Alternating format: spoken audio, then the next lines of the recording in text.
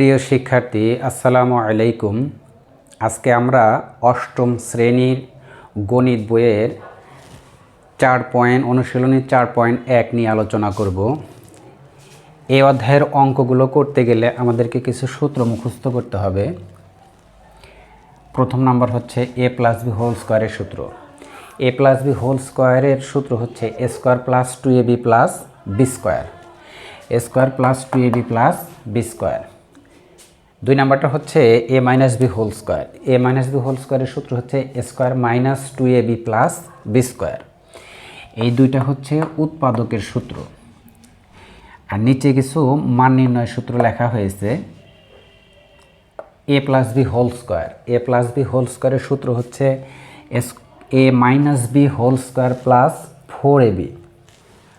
এরপর এটা হচ্ছে a - b whole square. a - b whole স্কয়ারের সূত্র কি?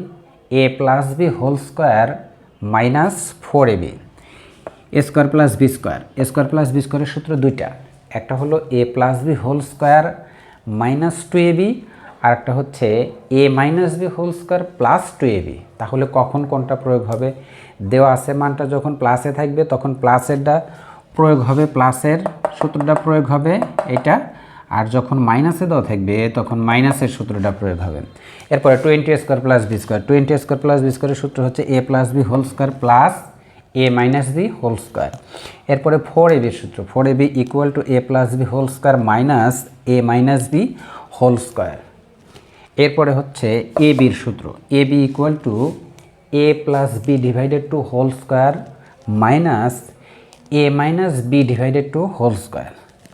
তাহলে আমরা মান নির্ণয়ের ক্ষেত্রে এই সূত্রগুলো অ্যাপ্লাই করব, এবং যখন আমাকে উৎপাদক বা বর্গ নির্ণয় করতে বলবে তখন আমরা উপরের এই দুইটা সূত্র প্রয়োগ করব।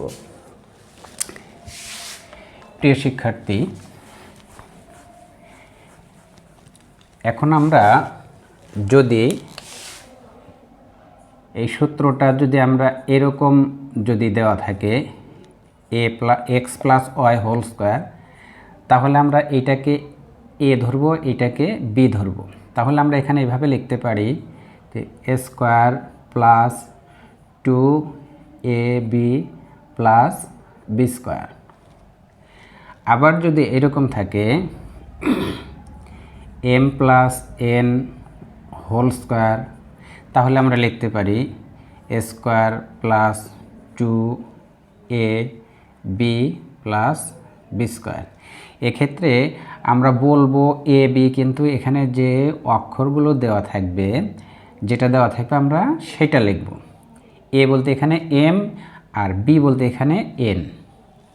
অনুরূপভাবে যদি এরকম দেওয়া থাকে x - y হোল স্কয়ার, তাহলে আমরা লিখব a square minus 2ab plus b square.